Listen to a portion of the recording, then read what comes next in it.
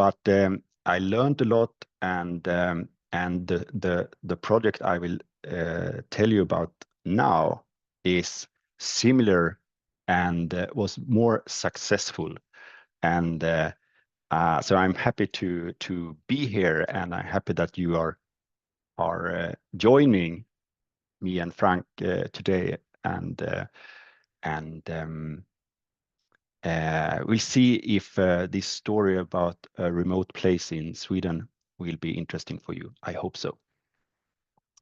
So I will start to try to share my screen here.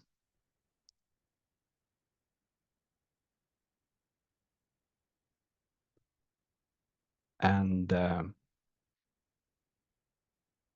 hopefully you can see the first slide here.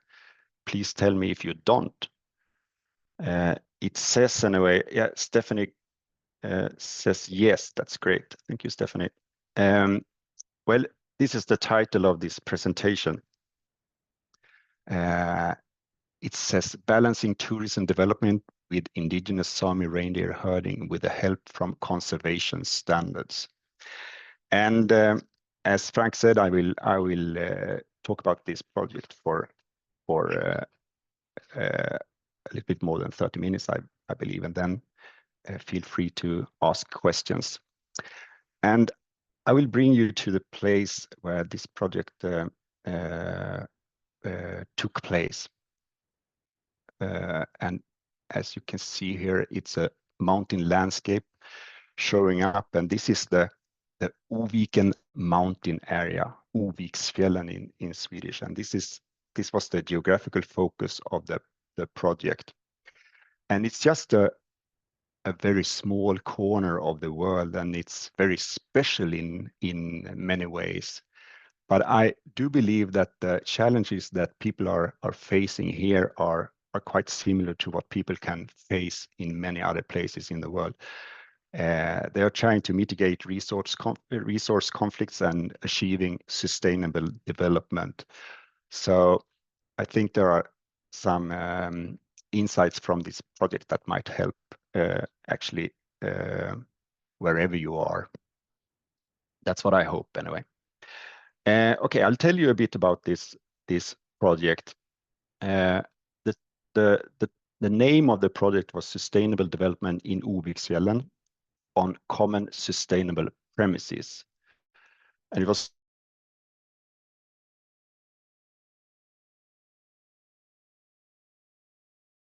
tourism development. And the place in focus was a small tourist destination called Kräftovallen and the surrounding area, this Oviken mountain area where the reindeer herding is taking place. And it was initiated by the municipality of Berg and financed by the Swedish Board of Agriculture. They want me to say this every time I present. And there were several participants in the project. Actually, it was very locally grounded. And there were representatives from the Sámi community. This is the area of Tossåsen Sámi community. Also, you could find employees from the municipality of Berg. And there were also representatives from local organizations, quite a few organizations. There is a skiing organization and a snowmobile organization, and 4 different community associations, the ones who are having their second homes in this area or living there. They are organized in these associations. So they were also represented. And finally, there were tourism companies taking part as well.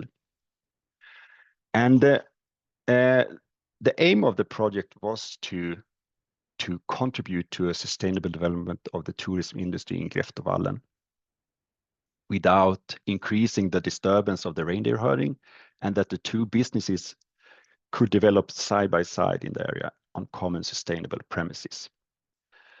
And also there was a goal that reads to develop a model for continued collaboration between the stakeholders. So now I told you about the municipality of Berg and this Oviken mountain area and Greftovallen, and I want you I want to show you the way there if you haven't already been around, but I don't think so. This, if you look up to the left, can you see my arrow now? Yes. Okay, so here is Sweden. So if you go to Sweden, you probably arrive somewhere here, and then you continue, and when you're about halfway, so you turn left, and you will reach this area, which is the county of Jämtland, and you will find this big lake, which is actually the name of the lake. It's called the Big Lake, and here is the municipality of Berg, and you can find this mountain area here, and this is how it looks like. It's part of the bigger mountain area, the larger mountain area of Sweden, but a little bit separate. And if we take a closer look, this is how it looks like in this area. It's lovely, I would say. And there are many different types of nature, and it's a richness of species. You can it. I mean, there are plenty of different predators, and I can say the Sami community is not too happy about the wolves and the bears you can find there. There are a lot of fish and a lot of berries to pick, and this richness has made this area very interesting for people for thousands of years. If you at the picture to the left, you might.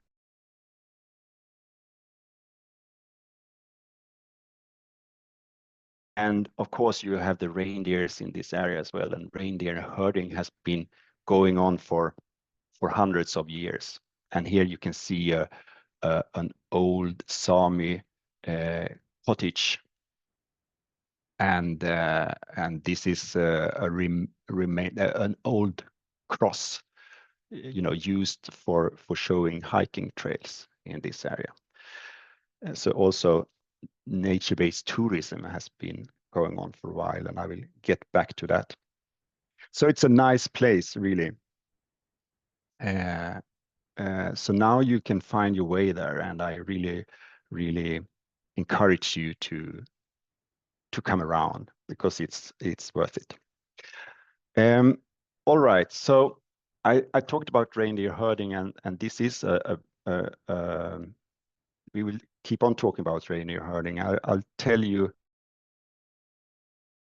some more about it right away. And as I said before, it's a Tossos and Sami community that is around in this area, and they have more than 5,000 reindeers in the winter herd. The summer herd is always bigger, but you have to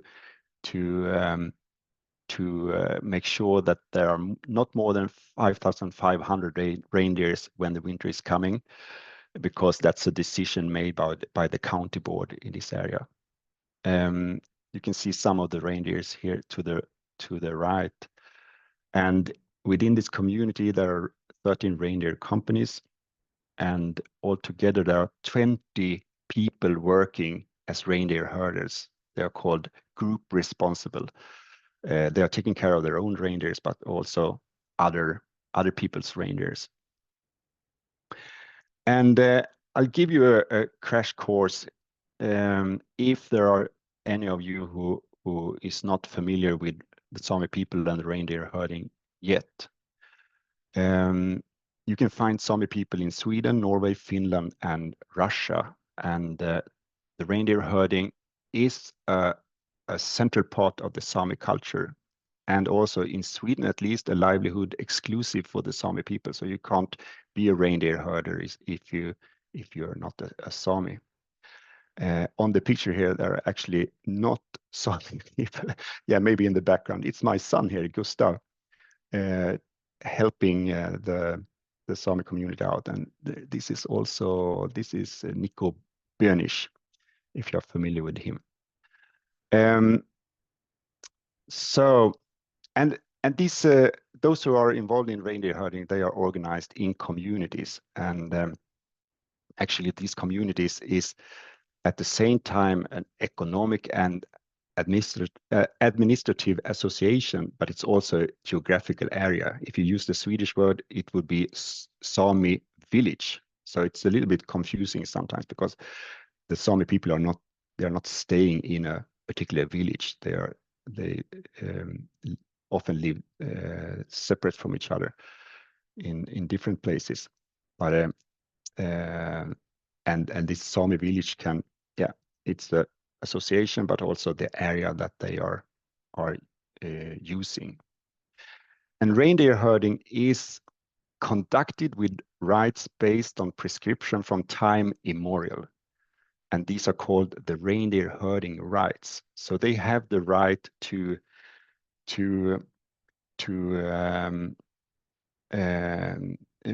be involved in reindeer herding at in land that they are not owning themselves. So they don't need to own the land to be able to do this activity. And this is because they have been around for so long and they have used these areas for so long. So it doesn't matter that someone else is owning the land. And they do use a lot of land. And actually they have a grazing area which is divided into two parts. It's the mountains. It's called the year-round land. It's governmental land, and they can use it whenever they want to. And then we have winter grazing land, and that's the forest. So in the fall, the reindeers are either transported to the forest or they are moving on their own down to the winter grazing land, and then they return to these areas that you can see on the picture in late April, I would say. And the total grazing area covers 50% of Sweden, so it's a lot of yeah, the northern part of Sweden, I would say, is used by reindeer herders. And yeah, they need a large area, and they need also different types of landscapes. They need to they eat, I think, more than 200 different species, and they need different areas, different types of landscape to find shelter and to survive. And they are said to be, I mean, they are semi-domesticated, but the way this is yeah, they roam freely. They are walking around freely in these areas. So the free natural grazing is fundamental for this activity. And if you talk to the reindeer herders, they will say that, okay, we follow the animals. Their behavior is guiding our work and the weather also. So if you try to set up a meeting with a Sami reindeer herder, you cannot be sure that he or she will show up. Actually, it's quite tricky sometimes to get work done together with them because things are always happening. It pops up a wolf that they need to take care of, or the weather has changed and the reindeers are spread out in the way they don't want it to. And this is mainly for meat production, but also other parts of the reindeers are used for art and so on. And finally, the reindeers are sensitive to disturbances, and one reason, one cause to these disturbances is tourism activities. So that's why this project was important, because you can find yourself in a clash between tourism and reindeer herding. So I'll talk a little bit about the tourism in the area. And as I said before, tourism has been going on for a while. Actually, this has been a recreation area since the end of the 19th century. And at that time, people were exploring this area, and they were hiking and hunting sometimes. And since then, the outdoor recreation, nature-based tourism has, of course, developed a lot. And now you can see a great variety of activities, skiing in many different forms, and snowmobiling, snow kiting. I haven't tried that, but it looks really fun, actually. Skating on the lakes, and biking and running and hunting and fishing and berry picking and camping. So you see people are doing plenty of activities in these areas. And if you look at Greftevallen, which is the place you actually can see on this picture, it's not very big. But there are around 700 properties and mostly second homes. And I think there are about 20 people living there, actually. So, but in the holidays, there are quite a few people around. And there is a slalom slope and a restaurant, and there are hiking trails and ski and snowmobile trails, and there are also some events going on. And this isn't a very big place, but especially in the municipality, would like to see this place develop more, and that to see it as a nice area for more tourism. Anyway, all this is fine, but there is one thing to add to it, and that is that as the reindeers are roaming freely, so do the tourists sometimes. Because in Sweden, we have something called the right of public access. I don't know if you have heard about it, but that's a freedom to roam freely in nature granted by the Constitution of Sweden, which means that you can access any land for walking or biking or riding or skiing, and you can camp all on the photo here, and you to do that. And you can also pick wildflowers and mushrooms and berries. I was out actually yesterday to pick blueberries, and but you're not allowed to hunt. You need a special permission for that, of course. And there are also restrictions in nature reserves and other protected areas. But generally, the thing is that you can find people wherever. And this might cause problems for the reindeer herding.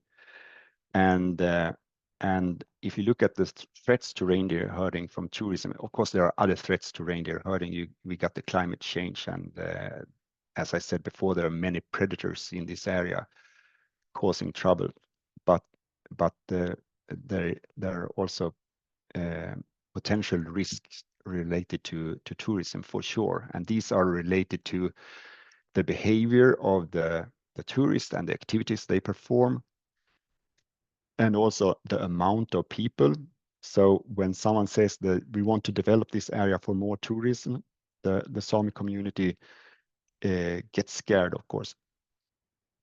And also it depends on the place and time where you perform the outdoor recreation activities and so on.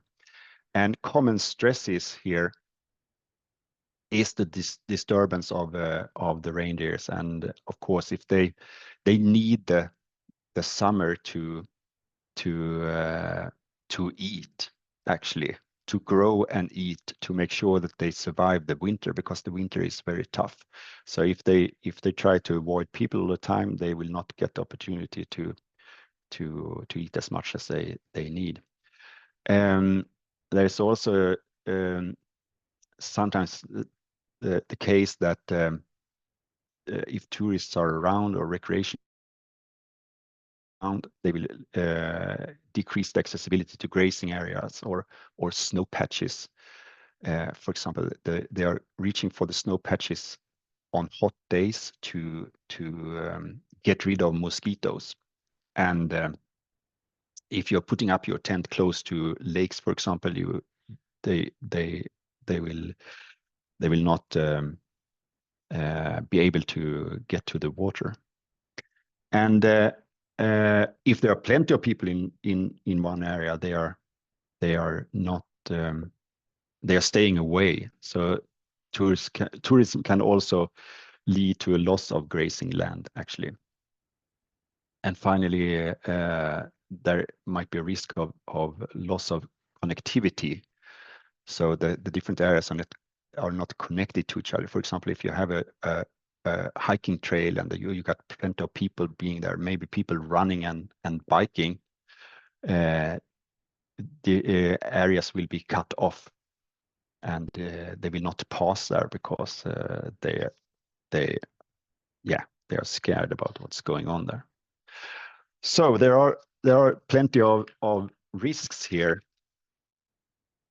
but there are also, if you think about tourism, there are also some opportunities here. There are opportunities for I forgot one thing: reduced calf survival in the springtime when the reindeers have moved to this area and they are about to give birth to their calves. They are very sensitive. So if people are around there, and people like to be around in the late part of the winter because it's sunny and quite warm and so on. So it's nice to go to the mountain areas for the last skiing trips. But if the mothers here are disturbed, they might leave their calves, and then the calves do not they can't survive. So that's the most sensitive time during the year. But there are also, as I said, tourism-related opportunities, both for tourism activities and for the reindeer herding. For example, the reindeers are very popular. I don't know about you, Frank, but I think the Germans in general are very happy to see a reindeer if they are spending some time in the mountains, and that's the same for most Swedes as well. If you can see a reindeer during your mountain trip, you're happy. So they make the mountain areas attractive for tourists. And also the thing is that the mountain tourists actually want to show consideration. They want to be careful when they are in this area, which is good for the tourist companies to know. So if you can provide with sustainable alternatives, you will also have an attractive destination. So being careful it's not just bad, it's good business also. And you will strengthen your brand if you're careful. And also and this is important for the Sami communities. If you're talking about the organized tourism, the tourism organizations and the tourism companies, they are the visitor managers in this area. If you have a protected area, you will have the authorities taking care of the visitors. But outside these protected areas, the tourist companies and the organizations are the ones who are communicating with the visitors. And if they do that good, it will make a huge difference. And the Sami communities, they don't have the time or the skills to communicate with the visitors. So they rely on what the tourist companies say. And I mean, people will come there anyway, but if they are informed in a good way, that will make a huge difference for the Sami community and the reindeer herding. So there are some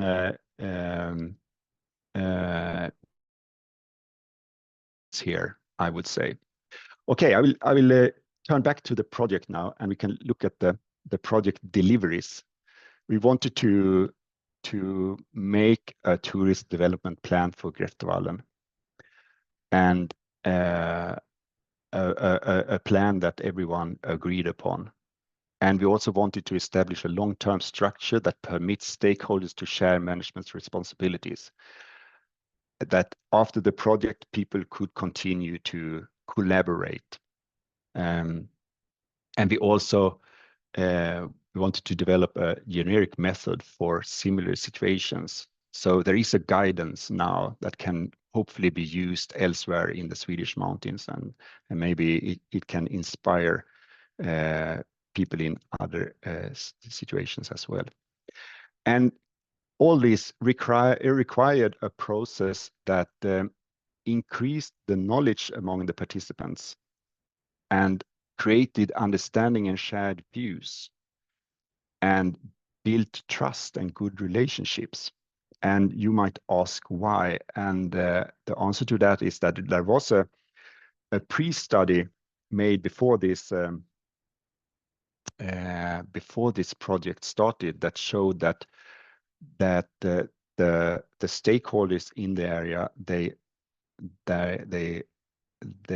don't collaborate with each other, and they don't share views on how this area should be used and the values of this area. And there was a what could be called a downpipe vision among the stakeholders. They're interested in their own activities and don't mind about anyone else really. And this goes together with the low knowledge level among the stakeholders. They don't really understand or have any knowledge about what other activities is about and so on.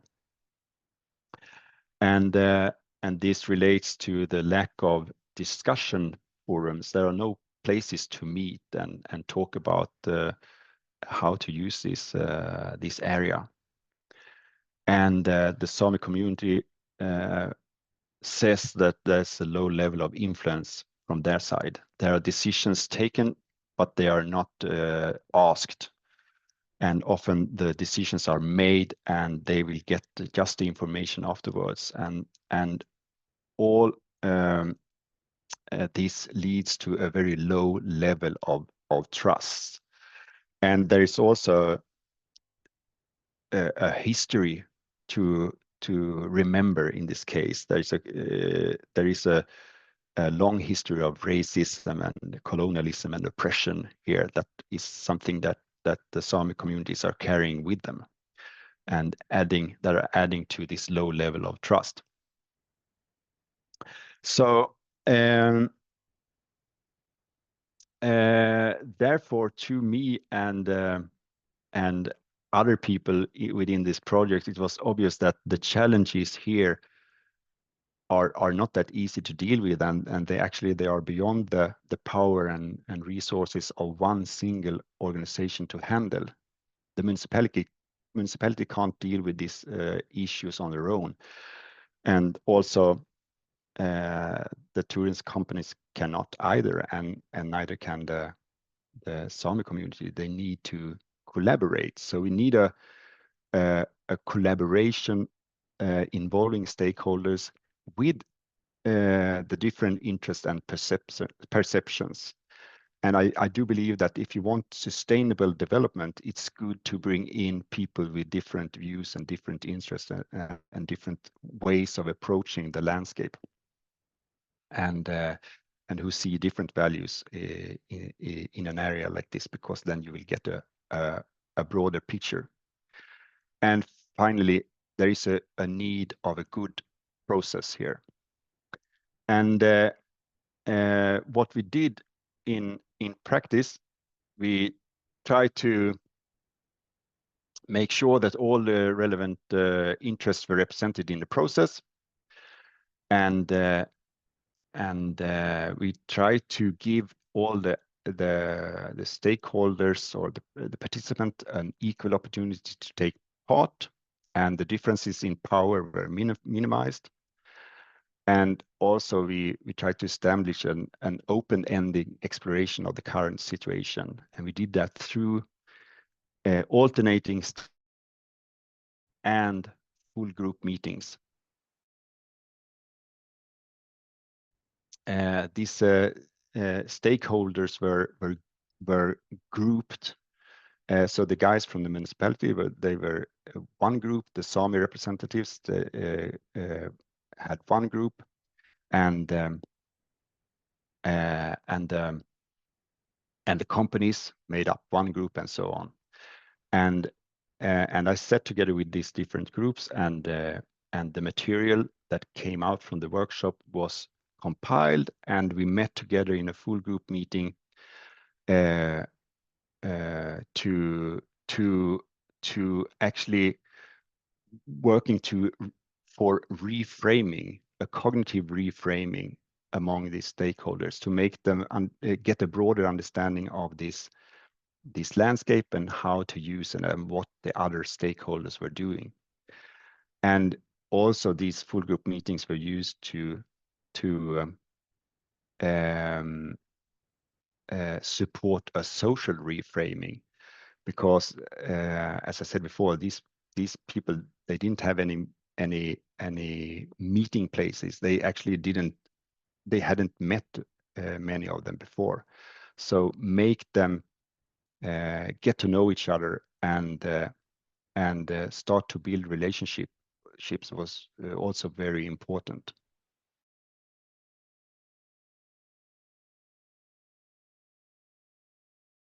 To each other. If you start to like each other, then you also maybe you will find it easier to understand each other too. And these are some pictures from the process. You can see people are having quite a nice time. We were actually going to a trip together to a place where there were no reindeers, and to the left here you can see the chairman of the Sámi community preparing deer snacks.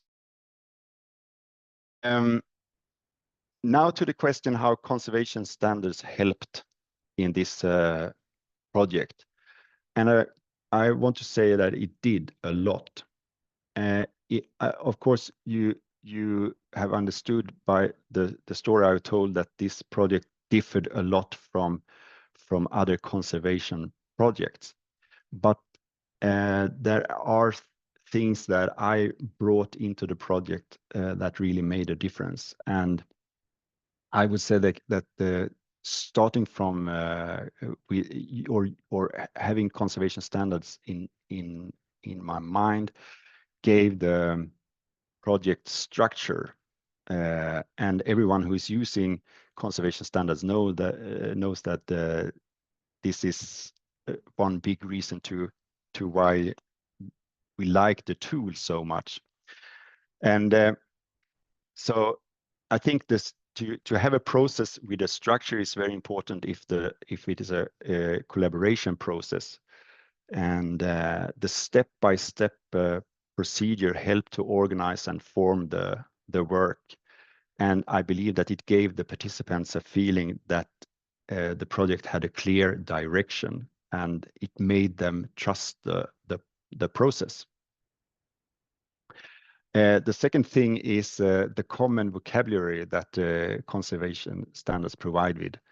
As I said before, these are people who have not communicated with each other a lot, and to then get into the language of conservation standard, I would say help the communication and also the understanding in the end of the day.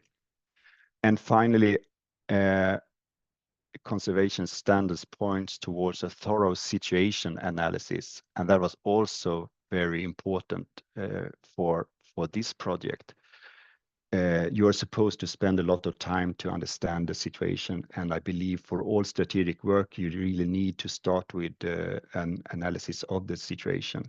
And so that took quite a while to do this situation analysis, and that's when the magic happened. That's when the understanding was growing, and that's when people started to get to know each other.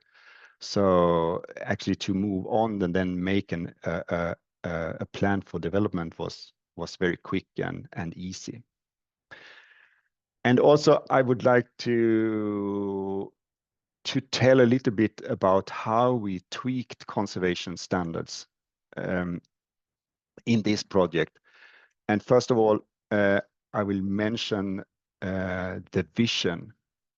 In a conservation project, you're supposed to formulate a vision, and this is, I mean, it's always good to start with the end in mind. But I think that in this case, the vision was even more important, because if you can gather around a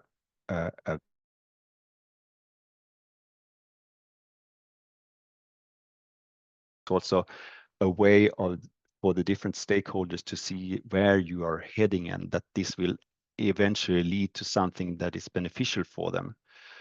Because in the beginning, of course, they are looking for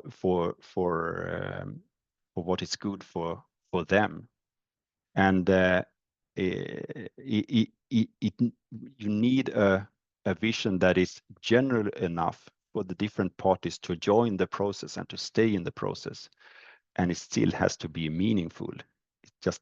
It has to be, yeah, general, but having some kind of meaning that appeals to the different stakeholders. And then, of course, there are targets, and conservation targets we all know about, but we used reindeer herding targets, and also something we called experience targets. You could talk about outdoor recreation targets, but we if I translate it from Swedish, it's experience targets, and human well-being targets played a major role in this. And the reindeer herding targets are the features in the landscape that is needed for reindeer herding to exist, what the reindeers need and so on in the landscape. So that's pretty close to conservation targets. The experience targets are different, and there we try to capture what the core values of the nature-based tourism is. So the definition of this is that it's the, what the motivations of the tourist or recreationists to go there. What motivates them to spend time in this area, and that's like the core value that the landscape provides. And finally, human well-being targets were, I mean, we didn't change them, but they played a major role here, because by identifying these targets and put them together, we could make sure to it was easy to make the argument that both reindeer herding and tourism in this area is very important for individuals and for groups in the area, and also for the society, the local society. And so that was an important part of the reframing, to see how actually the different activities are important. And finally, threats. We were identifying threats and contributing factors as well, but here we added obstacles, because this was a project dealing with tourism development, and we, beside the threats to the targets, we also wanted to see where the obstacles for development were. as a starting point for the work for change. And I'm soon about to end here, but I just want to show you one figure that was a result of these discussions that made a difference for the ones who are involved in tourism, because it's easy to say that, okay, how can we, it's impossible for us to please the Sami community. It will be either reindeer herding or tourism. We can't have both. But this is actually a figure that we created where we try to find the impact factors here, the factors that are making the difference for reindeer herding when it comes to tourism. And I mentioned this a bit before, but you have location and required space as one factor. You have the amount of people as one factor, type of activity and behavior, and time and duration. And actually, these are in relation to each other. So if you spend time if you are there in a time that is appropriate, for example, during winter in this area, it will not matter that much what location you are in, or the amount of people, or the type of activity or behavior. And the other way around, if you are looking at if you are performing an activity or behaving well, then the time and the location and the amount of people is less important. So in a way, it's not that easy, but almost. If you can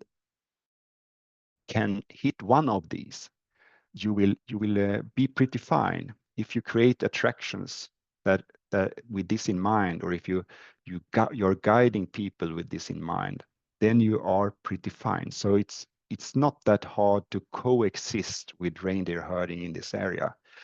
But of course, you need to keep on communicating. And as I said before, the goal of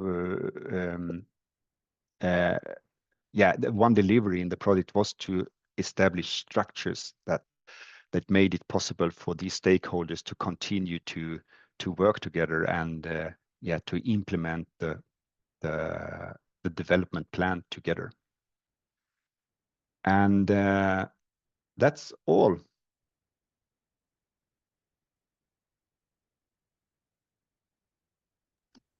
Wonderful.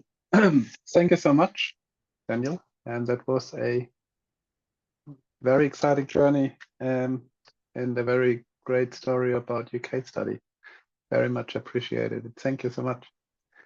This is now a good time for people to ask questions if you have any questions for the expert that we have available.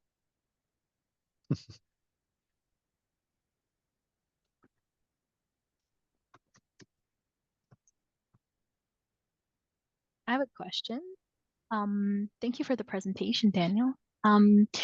So I live in Canada, and I've been to Sweden, even further north than where you studied, around the Really? Jokkmokk area and further north. Mm. Anyway, it was so beautiful. Did get to meet some Sami people and reindeer. I'm wondering, like, what is the status there now? Are you finding like there's a success with tourism operations and Sami people, or how is it all going? Yeah, that's a good question. And the answer is that I don't really know. I try to stay away, actually. And so I haven't asked them for a while. But when the project ended, the structures were there for them to continue, and they I mean, we come up with I think 4 strategies for the future work. So, and I know that communication was one of the strategies, and there was a working group established to make us, to move on with the communication plan and so on. And I do believe that that is going pretty well. I haven't heard anything else, and it's also I should add that because this area,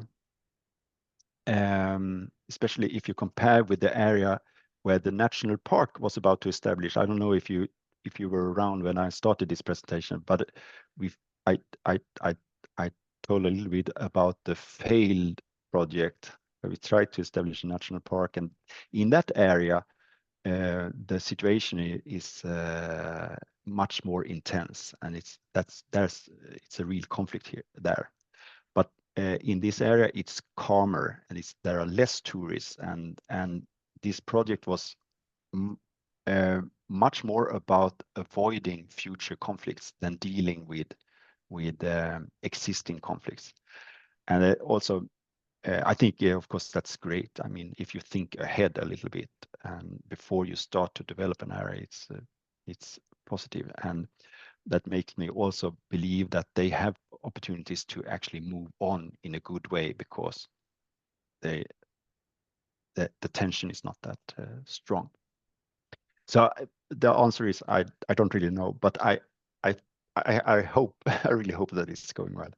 Yeah, things are often slower than we expect. Like I work for an indigenous government called Athabasca Chipewyan First Nation. Mm-hmm. We're in northern Alberta, Canada, and you know, things just move slower, and there has to be patience because there is a lot of injustice and history there and hurt, right? So people don't trust. No, it takes a lot of time. But I am in contact with the chairman of this Sámi community, and we have been talking about other things, and he's not bringing up the situation there. So I think it's moving on pretty well. And I also talked earlier with one of the guys at the municipality, saying that this is actually, the project is also helping in other situations and other issues they are dealing with. So I think that the project was pretty fine, and I hope it will continue to be fine there. Thanks.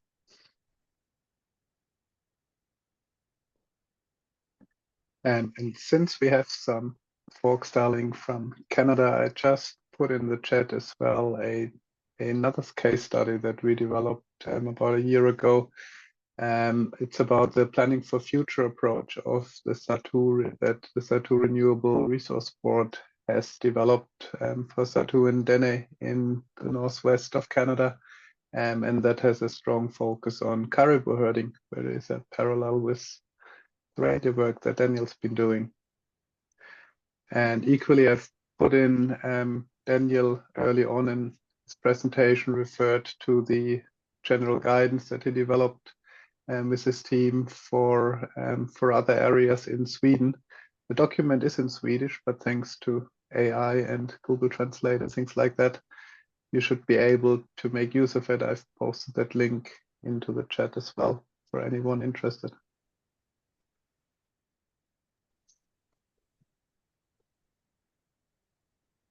Are there any other questions for Daniel from those remaining? The question. Thank you very much, Daniel, for the presentation. Yeah, it's very interesting. I'm also dialing in from Canada and see the parallels with the caribou situation here. And I'm just wondering, so you mentioned that in the area that you're working in Sweden, there is basically tourism and the Sámi reindeer herding. Is there any resource extraction or like natural resource development pressures in that area? Because that's one of the main threats to caribou in Canada is all the resource development. And so bringing those stakeholders into discussions just adds another whole level of potential conflict. So I'm just wondering if you've had to deal with anything like that, or if you think conservation standard approaches would work well in our situation. I don't know how. Yeah, I don't know how much you can expand that that tool, how much it can cover. But actually, in this area, there were plans for establishing windmills for a while, but but the ones involved in tourism, and the people living there and having their second homes in the area, they were protesting a lot, and so it never happened. It would have been a bit outside the grazing land, so I don't think the reindeer herding would be affected so much. And there are also people are talking about mining in the area, but I also think that that's outside the grazing land. So we didn't have to deal with these things during this project. But you are right. It is a major threat to reindeer herding, and elsewhere in Sweden they really have problems with these kind of activities, for sure. Kristin, if you're contemplating whether the conservation standards are the right fit, I may point you as well to a previous webinar we held. We developed in Australia a add-on tool to the conservation planning aspect of it to deal with development threats. And we had about a year ago a webinar on we call the tool Development by Design. It's originated from the Nature Conservancy and was originally for North America and solar and wind farm placement. But we adapted that one in particular for indigenous communities to align more with their traditional and cultural land uses and how possible developments may impact them as the values, as the targets. So maybe one thing to help you along as well is having a quick look at that one. And we have heaps of articles and documents around development by design that I'm more than happy to share with you if that's of any help. That would be excellent. Thank you very much. Yeah, if you have any links you can share, I would appreciate it. Thank you. No worries. I'll have your email address from your registration, and be prepared. I'll stick you an email with some stuff. Thank you.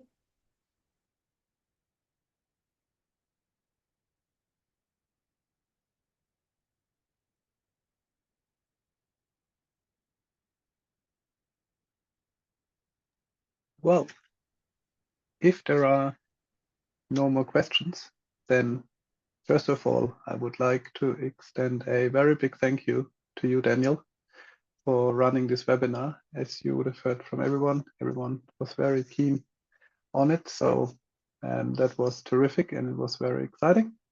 And equally, thanks to all of you who joined today. It was great having you on here. And please always feel free to reach out to us if you have any questions or if you think you want to host a webinar also, or if you need any assistance, we're always there, happy to help. So yeah, please don't be shy. You can visit our homepage. We have all those case studies in different languages there, a whole heap of other tools, or join our listserv or on us on LinkedIn to keep in touch about the next upcoming webinars. We hope that in September we're gonna run a webinar on watershed management with First Nation communities in Ecuador and Colombia, using healthy territory planning, another adaptation of the conservation standards. So yeah, stay tuned and